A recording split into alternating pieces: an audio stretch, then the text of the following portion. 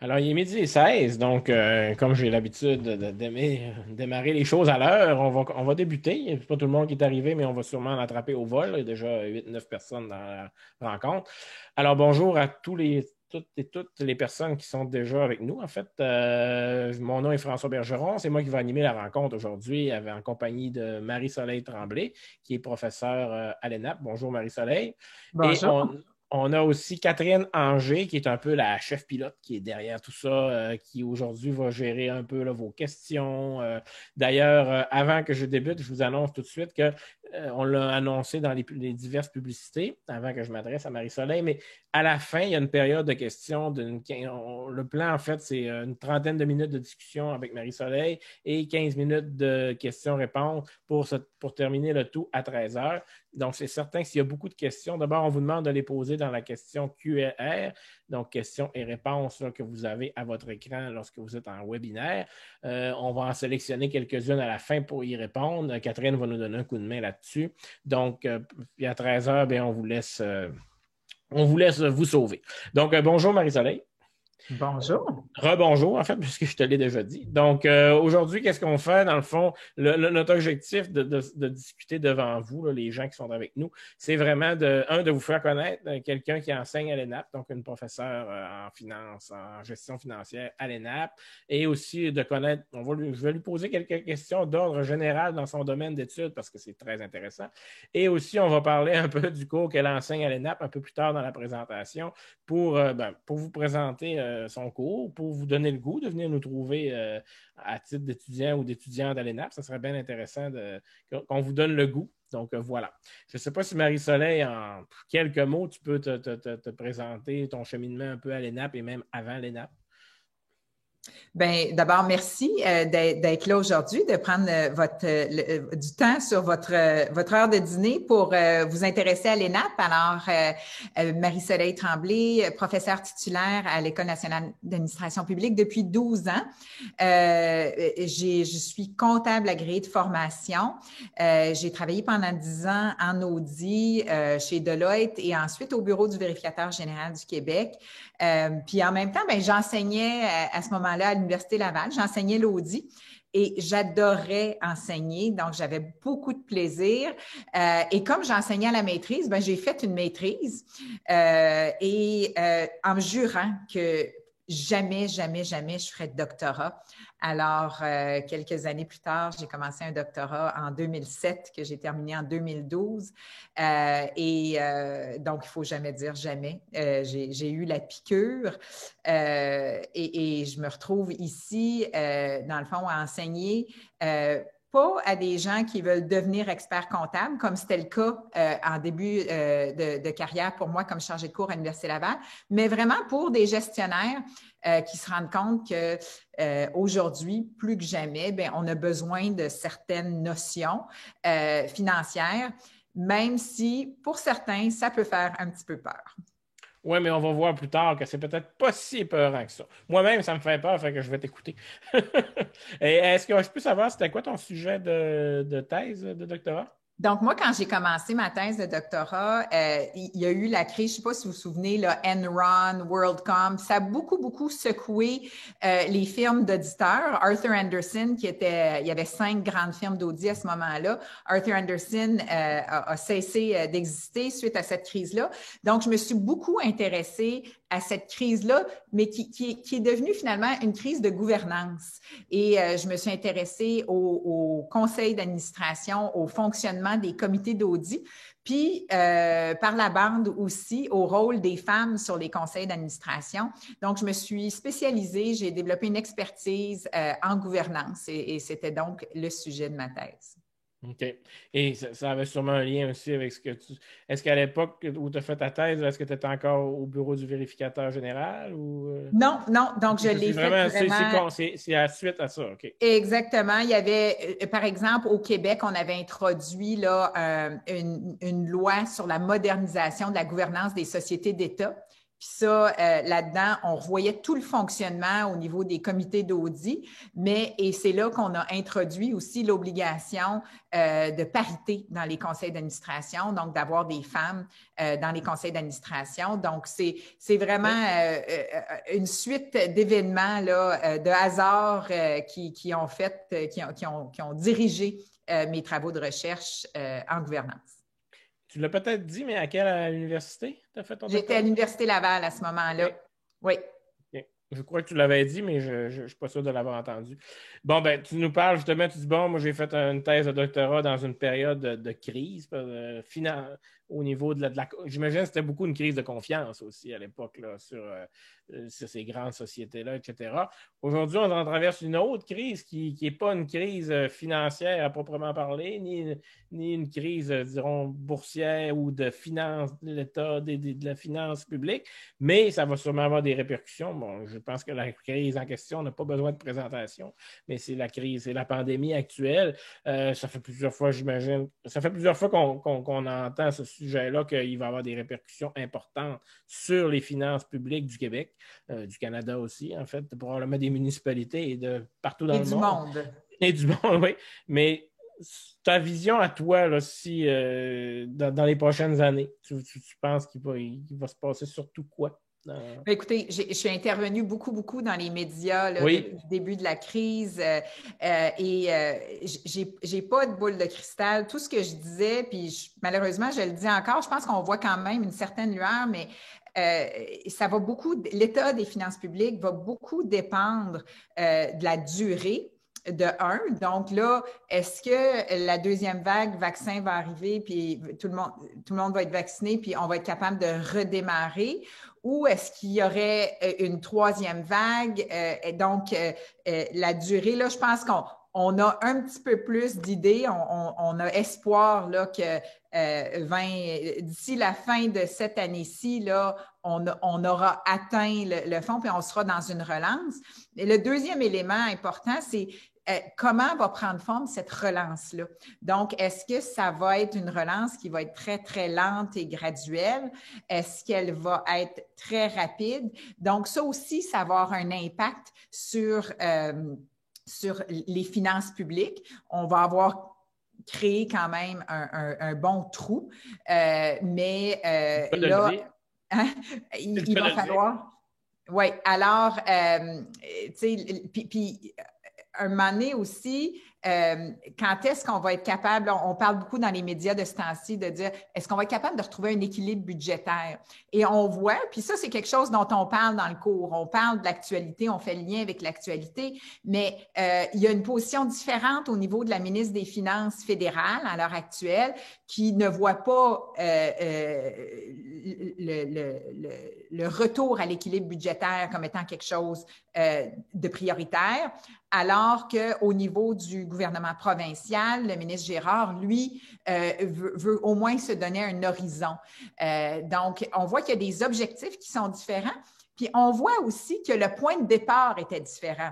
Vous vous souvenez, là, il y a quelques années, quand on était au Québec, on parlait d'austérité et il y a eu un grand ménage fait par le gouvernement précédent au niveau des finances publiques, ce qui a donné une marge de manœuvre là, quand même intéressante et une discipline différente que ce qu'on voyait au fédéral où, même si les déficits n'étaient pas là, de l'ampleur qu'ils sont aujourd'hui, étaient quand même importants, on avait encore ce qu'on appelle un déficit structurel. Puis là, inquiétez-vous pas si vous dites « Hey, il y a des mots que je comprends pas ». C'est tout à fait normal. C'est l'avantage de ce cours-là. Vous allez sortir du cours avec, en tout cas, un vocabulaire. Vous allez être à l'aise avec ce vocabulaire-là pour participer là, aux conversations avec aisance. Il y a des gens qui font souvent des comparaisons dans les médias entre un État et une personne. Si moi, je fais des déficits toute ma vie, au bout de 10 ans, je m'en vais dans un mur là, comme personne, ou même comme entreprise aussi. C'est-tu le cas aussi pour un État? Est-ce qu'un État peut faire des déficits comme ça à l'infini ou à un moment donné, justement, il faut dire ça ne peut plus. Là. Bien, Ou si c'est pas grave pour un État? Ben, on disait avant qu'un État ne pourrait jamais faire faillite. Ben, Oui, c'est on a ça. vu que Moi, je peux faire faillite, mais est-ce que ouais, l'État mais peut faire là, on faillite? a quand même vu à travers le monde, on a vu des problèmes, par exemple, en Grèce, on a vu des problèmes dans certains pays d'Amérique du Sud. Donc, on voit quand même que l'élastique, là, il ne peut pas s'étirer à l'éternité parce qu'à un moment donné, les gens disent, ben, j'ai juste à imprimer de l'argent. Mais si tu imprimes de l'argent, là, il y a un impact sur l'inflation. Donc, c'est pas si simple que ça, mais en même temps, c'est pas si compliqué que ça. Il faut juste prendre le temps de s'y arrêter puis de bien comprendre. Mais moi, je pense qu'il faut quand même que les gouvernements soient capables de démontrer qu'ils sont en contrôle de leurs finances publiques, c'est-à-dire qu'ils ne dépensent pas de façon systématique plus que les revenus qu'ils sont capables de générer et les revenus actuels et les revenus futurs. Je donne un exemple, le taux de taxation. Bien, si tu as un taux de taxation qui est très élevé, ta marge de manœuvre future est moins élevée que si tu as un taux de taxation qui n'est pas élevé. Quand on regarde les provinces, bien, on voit qu'à l'heure actuelle, une des raisons pour lesquelles notre endettement ça a l'air un peu moins pire que le fédéral, c'est parce qu'on reçoit beaucoup d'aide du fédéral aussi. Okay. Donc, toute cette notion-là d'autonomie. Alors, tu sais, si tu me dis, ben je m'endette parce que là, je décide de faire une maîtrise à l'ENAP, puis là, j'ai perdu ma job, mais au lieu de me retrouver un autre job tout de suite, là, je vais faire une maîtrise. Ben ça se peut que ça fasse du sens parce que tu vas estimer que cet investissement-là va te permettre de générer plus tard plus de revenus.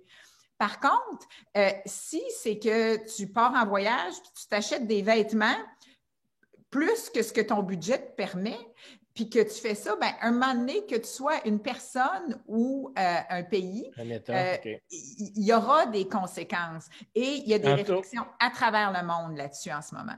Tantôt, tu as utilisé le terme confiance. Puis ça aussi, j'imagine qu'on peut faire un parallèle entre un individu et un État. C'est que, tu sais, moi, si je veux emprunter, c'est aussi basé sur la confiance que mon banquier ou qu'un prêteur ou qu'un vendeur de cartes de crédit a en moi. Donc, j'imagine que pour les États, même si on dit qu'ils peuvent faire des déficits à l'infini, il y a sûrement des gens qui doivent avoir confiance en certains pays, en certains, pour que ça fonctionne. Tout à fait. Puis ça, les agences qui ont besoin d'avoir confiance dans notre pays. Là. Et les agences de notation, là, c'est un petit peu ça qui exprime. Hein? Je ne sais pas si vous avez déjà entendu une cote 3A ou A+. Donc, ça, c'est vraiment quelle est notre confiance envers le pays, la province, la municipalité. Puis ça, il y a un impact direct sur le taux d'emprunt. Fait que, tu sais, tu as le capital que tu empruntes, mais il y a un coût à emprunter ce capital-là. En ce moment, il est très, très bas. Il est quand même très bas depuis 20 ans, là. Mais là, il est à son pas mal plus bas. Alors, est-ce que ça va rester comme ça pour toujours? Est-ce qu'on doit gérer nos budgets comme si ça allait rester comme ça pour toujours? Je pense qu'il faut quand même être capable d'envisager différents scénarios, faire ce qu'on appelle des stress tests là, pour voir ben, si, par exemple, toi comme individu ou nous comme province, comme pays, il y a une augmentation des taux d'intérêt, qu'est-ce que ça va avoir comme impact sur notre endettement, sur notre capacité d'offrir des services publics ou notre obligation d'aller taxer davantage? Ma dernière question avant qu'on parle de ton cours, un peu plus en profondeur de ton cours, puis là, je te redemande de ressortir ta boule de cristal encore, mais est-ce qu'on pourrait dire que la génération des jeunes d'aujourd'hui, là, ceux qui vont terminer leur étude bientôt, est-ce qu'on pourrait dire qu'ils vont être plus, pas sacrifiés, mais qu'ils vont payer un peu plus que nous face aux finances publiques? Est-ce qu'ils vont payer plus d'impôts? Mais j'imagine que c'est quelque chose qui est impossible ou presque à prévoir, mais ta vision de ça à toi?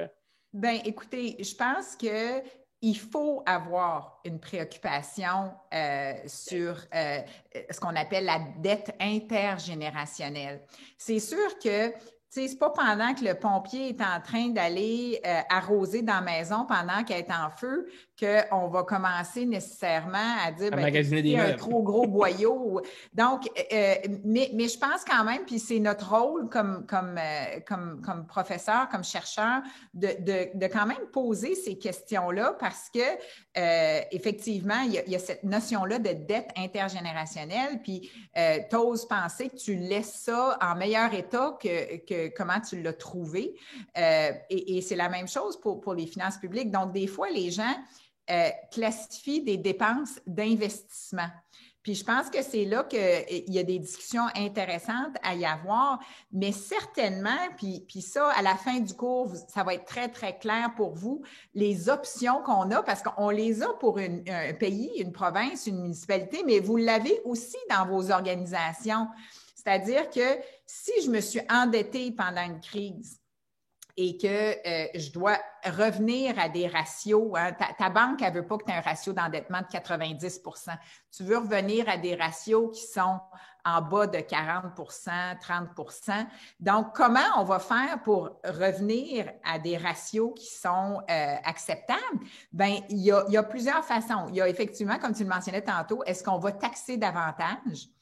Est-ce que, sinon, on peut venir réduire les services? Est-ce que l'autre option, c'est de dire bien, l'équilibre budgétaire, ce n'est pas important. On va juste continuer à s'endetter. Et là, dans tous les cas, ça va avoir un impact, mais pas juste sur ces générations-ci, parce que si on décide, par exemple, de couper des services, ça se peut. Les gens qui ont le plus besoin de services, là, c'est les gens en début de vie, mais majoritairement les gens en fin de vie. Donc, il y a un impact pour l'ensemble de la population. Puis, je pense que ce qu'on veut faire dans le cadre de ce cours-là, c'est d'être capable de comprendre la mécanique qui vous permet d'envisager l'ensemble des impacts, que ce soit pour une société, pour une direction, pour votre organisation. Tu parles de ton cours. Si tu avais le droit juste à 30 secondes pour nous présenter ton cours, tu dirais quoi? Mais après, on va y aller plus en profondeur. Mais si je te disais, là, tu es devant une salle et tu as juste 30 secondes pour me dire c'est quoi le cours qui est gestion des finances publiques, c'est quoi? Écoutez, vraiment, c'est un cours que je le sais qui fait peur, mais qui est quand même, qui demande du travail, mais qui est super intéressant, qui est en forme hybride pour tenir compte du fait que nos étudiants viennent des fois de d'autres pays. Il y en a qui ont beaucoup de connaissances, il y en a qui n'en ont pas beaucoup. Donc, c'est un cours qui s'adapte à la réalité de chacun pour vous permettre d'abord de comprendre les processus budgétaires, ensuite de bien comprendre les coûts, puis comment on contrôle les coûts, puis on optimise les ressources, parce que ça, il va falloir faire ça aussi. Et ensuite, au niveau de tout ce qui est reddition de comptes, et Dieu sait qu'il y en a de plus en plus de la reddition de comptes. Donc, comment bien comprendre les rapports financiers, de pouvoir les analyser, donc de regarder le passé, mais tout ça dans le but d'être capable de se projeter dans l'avenir. Donc, c'est vraiment un cours pour des gestionnaires, et tu l'as très bien dit au début, et non pas pour devenir, pas pour des gens qui sont comptables ou des gens qui sont directeurs des finances dans leur organisation, des choses comme ça. C'est pour comprendre, parce que comme les profs de droit disent dans tous les cours, le droit, ça concerne tout le monde, toujours, tout le temps, à chaque minute de notre vie.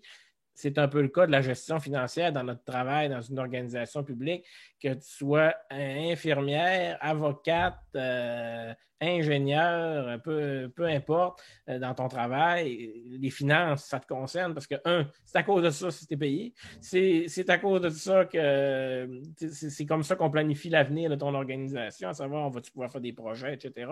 Donc, j'imagine que c'est important pour tout le monde. Tout à fait. Puis, ce qui est intéressant aussi, c'est que vous avez à faire, il y a 2 travaux, un examen puis 2 travaux. Puis le deuxième travail, moi, je vous encourage à prendre votre organisation pour faire l'analyse.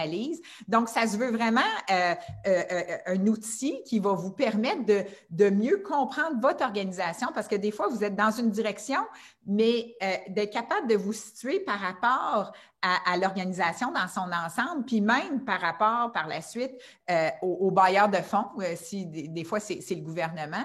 Donc, je pense que ça vous donne, en tout cas, ça met beaucoup d'outils dans votre boîte à outils pour, après ça, être capable d'être plus stratégique, puis de mieux contrôler l'atteinte de vos objectifs. Je reviens à ça parce qu'effectivement, moi, je ne l'ai pas dit en partant, mais je suis conseiller aux études, donc je discute avec beaucoup d'étudiants. Et c'est une chose que les gens apprécient aussi de ton cours, c'est qu'effectivement, il y a un travail dans le cours qu'on peut vraiment réfléchir à sa propre organisation. Donc, puis ça nous permet de se poser des questions même sur l'avenir de son organisation, le temps présent et l'avenir, et de comprendre certaines contraintes aussi. Des fois, lorsqu'on se fait répondre, ben non, on ne peut pas faire ça parce que c'est la phrase classique, on n'a pas d'argent, mais pourquoi on n'a pas d'argent? Ça permet aussi, j'imagine, de comprendre cette phrase-là qu'on entend très souvent. Là.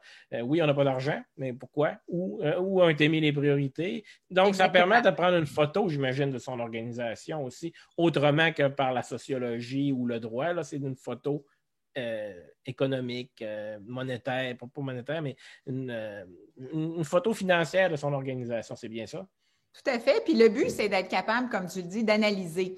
Donc, d'aller au-delà de juste ce portrait-là, mais de dire qu'est-ce que ça peut nous dire sur l'avenir. Tu sais. C'est pas juste de regarder dans le passé, mais de regarder aussi, de servir de cette information-là pour regarder en avant. Parce que tu disais, ça, on l'entend toujours, j'ai pas d'argent, mais souvent, quand on est capable de lire cette information-là, on se rend compte que ben, il y a un choix qui a été fait parce qu'on l'a mis ailleurs, où on a priorisé d'autres choses. Puis des fois, c'est parfait, c'est en ligne avec le plan stratégique, oui. Mais d'autres fois, ça vous donne des armes pour être capable de venir rééquilibrer les choses en votre faveur ou, comme tu le disais, de mieux comprendre.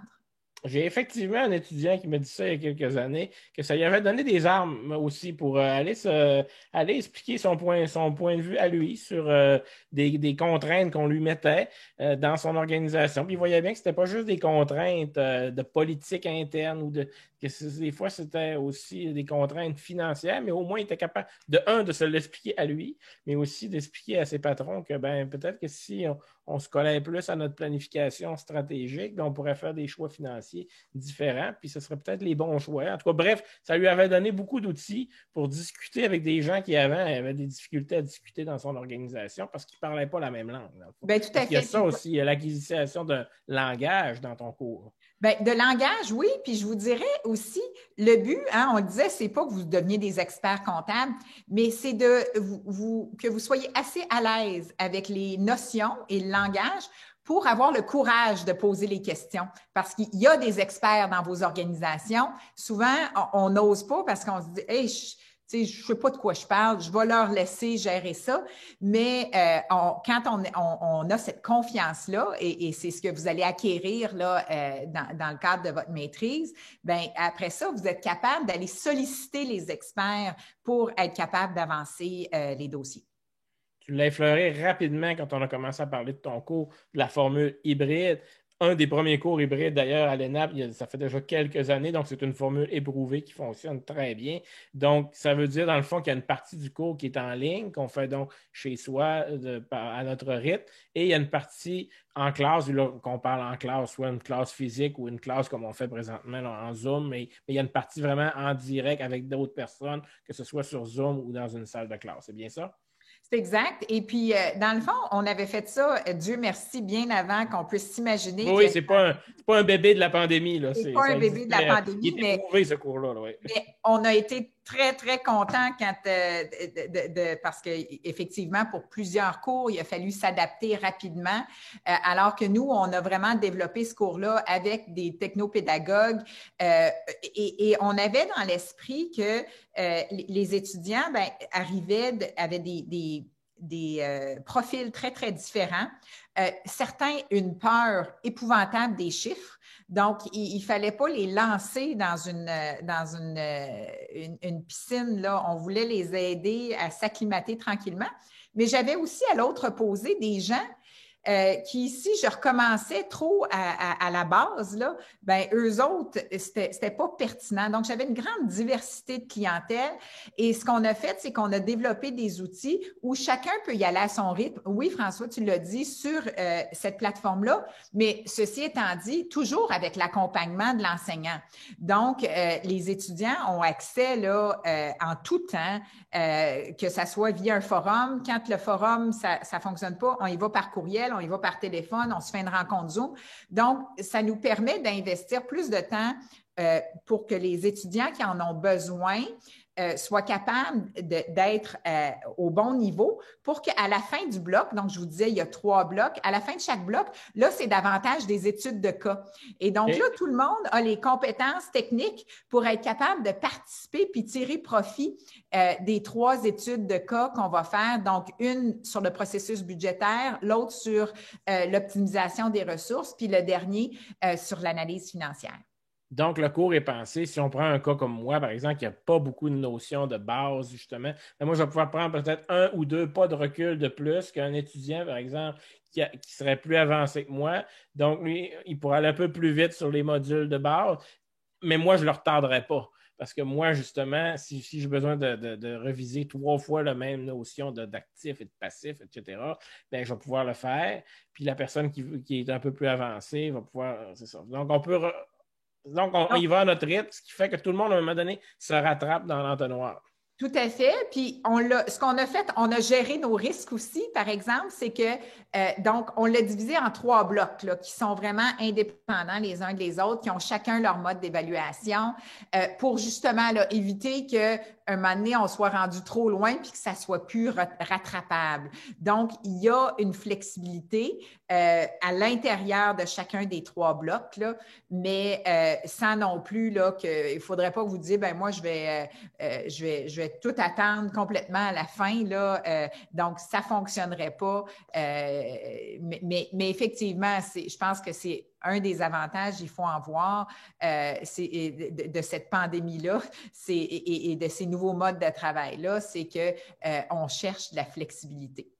Et en plus, lorsqu'il va sûrement, oui, il va peut-être rester en Zoom la partie, disons, en classe à long terme, mais il va revenir en classe un jour aussi. Donc, on ne se déplace pas beaucoup de fois non plus là, dans ce cours-là. Là. Non, puis écoutez, là, c'est peut-être l'effet de moi qui passe de nombreuses heures sur Zoom. Là. J'ai vraiment hâte de retourner en classe, mais effectivement, c'est 3 rencontres. Donc, même avant la pandémie, la rencontre d'introduction là, au tout début, elle se faisait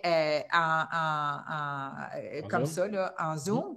Et il y a 2 séances de travaux pratiques facultatives qui vont continuer à se faire en Zoom, mais les 3 études de cas, j'ai hâte de pouvoir revoir des étudiants, des êtres humains, et tu as raison, là, on n'a pas besoin de se déplacer à toutes les semaines, c'est vraiment 3 fois, mais pour le moment, là, on le fait en Zoom. Puis, je vous dirais que les évaluations ont été excellentes. Là. Les évaluations du cours sont toujours entre 96 et 98 là, de taux de satisfaction, même en Zoom. Je trouve que ça a laissé aussi, le Zoom a des fois laissé la place à certains étudiants qui, peut-être dans une classe, étaient plus gênés, mais là, ils sont capables de poser des questions.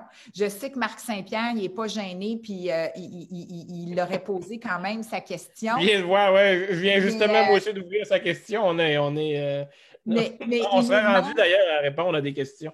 Donc, est-ce que tu veux répondre à Marc, justement, Saint-Pierre? Tout à fait. Donc, je ne sais pas si tout le monde la voit, là, mais... non, ça serait mieux qu'on la lise. Donc, il me dit, malgré le pacte fiscal que le gouvernement a signé avec les municipalités, est-ce que tu penses que Québec réduira ses subventions aux municipalités, étant donné son déficit actuel et à venir dans le cadre de la pandémie? Écoutez, effectivement, je n'ai pas de boule de cristal, mais ce que je vois, la tendance que je vois, c'est que le fédéral a aidé le provincial a aidé le municipal. Puis, j'ai pas d'indice, j'ai pas de boule de cristal, mais j'ai pas d'indice à l'heure actuelle que ça va s'effondrer puis qu'on est dans une situation qui ne permettrait plus de le faire. Il y a encore une marge pour l'endettement.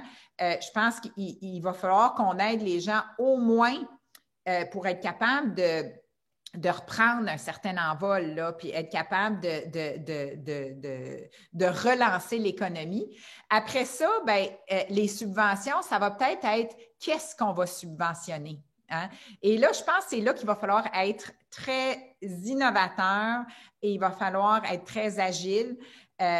pour subventionner des budgets, des projets qui sont porteurs, donc qui vont aider à la relance versus des projets qui n'auraient pas d'impact sur le long terme ou sur la relance. Fait que je pense que le défi, ça va être quel genre de projet on va subventionner. Ça ne sera pas est-ce qu'il va y avoir encore des subventions, mais ça va être qu'est-ce qu'on va subventionner. Puis ça, j'ai l'impression que ça va changer. Il y a quelqu'un qui demandait c'est quoi les préalables pour le cours. Il n'y a pas de préalable pour le cours. Donc, vous pouvez faire ce cours-là à la première session. À votre entrée. Donc, il n'y a pas de préalable. Comme je vous dis, il y a des gens pour qui ça demande un peu plus, d'autres un petit peu moins dépendants de votre cheminement, mais toute l'information vous est fournie. Ce que ça demande, c'est peut-être un peu plus de temps pour certaines personnes. Donc, c'est peut-être pas le cours à prendre quand tu prends 2 cours, admettons, puis tu travailles à temps plein. Ou des fois, dans votre travail, vous savez qu'il y a des périodes où vous êtes plus occupé ou dans votre vie familiale. Ben, c'est peut-être de dire, je vais le prendre quand je vais avoir suffisamment de temps pour être capable de faire mes lectures puis mes exercices. Parenthèse à suite à cette question-là, est-ce que c'est une bonne idée de prendre, mettons que moi je suis, je sais pas, moi, un employé municipal et que je participe au processus budgétaire de mon organisation autour du mois de décembre parce que les municipalités font leur budget en décembre. Est-ce que ce serait une meilleure idée de prendre le cours lorsque je suis dans un processus budgétaire? Parce que souvent les cadres sont consultés ou pas nécessairement, on fait ça Non. dans le fond quand on en a envie, puis c'est sûr que vous allez toujours avoir envie, là, parce que c'est fantastique, mais c'est plus de dire quand est-ce que j'ai le temps. Parce que, tu sais, il y a des fois des cours où est-ce que tu dis, je peux faire mes lectures même si je suis fatiguée. Ben ça, des fois, ça demande un petit peu plus de concentration, faire les exercices, les lectures. Donc, c'est vraiment plus ça. Il y a quelqu'un qui disait, ça prend combien de temps pour tout terminer? Est-ce que vous vouliez dire tout terminer le cours ou tout terminer une maîtrise? Moi, je peux vous répondre pour le cours. François vous répondra pour la maîtrise. Mais pour le cours, c'est un cours qui se donne à l'automne et à l'hiver. Il se donne sur 15 semaines et il faut calculer là, en moyenne 9 heures par semaine, alors qu'à l'été, c'est plus intensif. Mai-juin, oui. Mai-juin. Donc là, il faut vraiment calculer le double. Là. Le cours à l'été, on n'en donne pas moins de formation parce que c'est l'été. Fait que là, il faut juste s'assurer qu'en mai-juin, c'est un bon timing pour vous. D'accord. Ben, on aurait encore une question. Je ne sais pas si tu préfères que ce soit toi qui la lise. Des fois, c'est plus facile de comprendre la question lorsque c'est nous qui la lisons. Celle d'Alexis en haut, là. Donc, Alexis, toi, effectivement, on parle d'inflation et là, tu dis, est-ce que les circonstances ne démontrent pas que la Modern Monetary Theory serait actuellement justifiée comme approche? C'est effectivement une théorie qui est amenée, mais pour lequel il y a toutes sortes de critiques. Puis, là, nous autres, c'est un cours de gestion financière. Fait qu'on va vraiment regarder la notion d'inflation de base pour que vous soyez capable de la considérer, par exemple, quand vous faites un budget. Si quelqu'un met le même montant que l'année dernière, puis qui ne tient pas compte de l'inflation parce qu'il ne sait pas que ça existe ou il ne comprend pas c'est quoi, mais par contre, pour embarquer dans ces éléments-là ou ces analyses-là qui sont plus poussées, là, on a des cours vraiment qui sont des cours d'économie.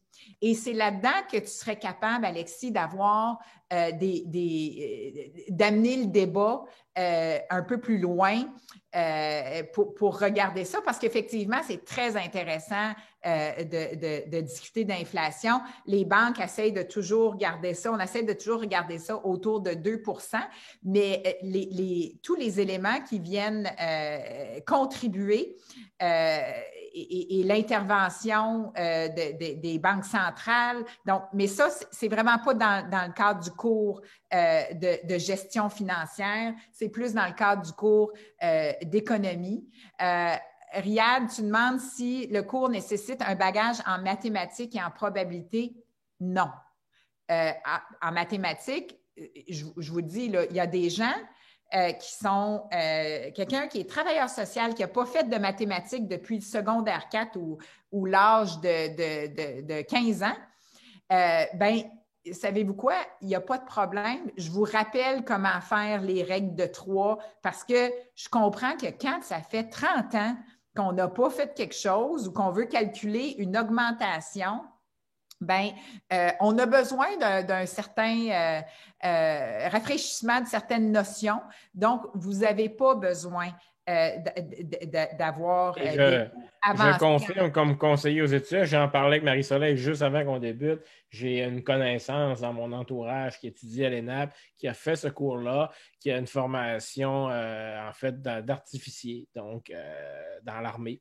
Donc, il n'avait pas fait de mathématiques depuis son cours d'artificier, puis ça fait plusieurs années qu'il fait ce métier-là et il a trouvé que oui, il y a eu des choses à réfléchir, à se remettre un peu dedans, mais il n'y avait pas de notion de mathématiques, puis ça a très bien été son cours. Mais comme tu as dit, ce qui est important, c'est qu'il a fait les 3 modules, un après l'autre, s'est assuré qu'il avait bien compris un module avant de passer à l'autre, puis que donc c'est vraiment pas le bagage qu'on a qui compte, je crois, pour faire ce cours-là, mais vraiment le temps qu'on y consacre, le pas sauter des étapes, de faire toutes les lectures, etc., et de s'assurer, avant de passer à une autre notion, qu'on a bien compris la notion précédente, parce que dans le fond, il y a beaucoup de choses il y a des notions qu'il faut comprendre avant de comprendre la prochaine, si j'ai bien compris. Effectivement, puis ce que j'aimerais que vous reteniez aussi de la rencontre d'aujourd'hui, c'est qu'un des avantages d'étudier à l'ENAP, c'est on est une petite université et la taille des groupes nous permet vraiment là, de vous apporter un soutien. Donc, vous ne serez pas 150 dans un groupe. Donc, quand vous me posez une question, ça ne prend pas 2 jours avant que je vous donne une réponse. Et il ne faut vraiment pas hésiter, que ce soit moi qui le donne ou un autre des enseignants, à poser vos questions. Puis c'est notre travail, puis on est content de le faire. Donc, quand il y a quelque chose qui n'est pas compris, l'idée, c'est de ne pas non plus attendre. Une fois qu'on a fait nos lectures, qu'on s'est asseyé, bien, on est habitué.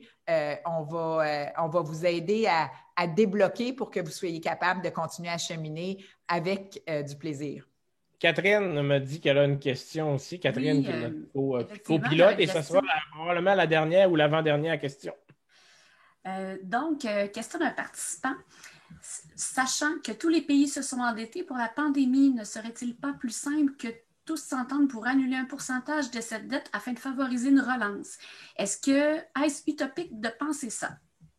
Bien, écoutez, moi, je pense que l'idée, c'est pas de balayer du revers de la main des idées. Je pense que quand il faut les amener, toutes ces idées-là, mais après ça, c'est de dire, OK, mais l'étudiant là, qui propose ça, si lui a acheté des obligations du Canada et que je lui dis, ben écoute, toi, là, je m'étais engagée à te rembourser, tu m'as prêté de l'argent, je m'étais engagée à te rembourser, mais là, on a décidé tout le monde qu'on ne le faisait pas.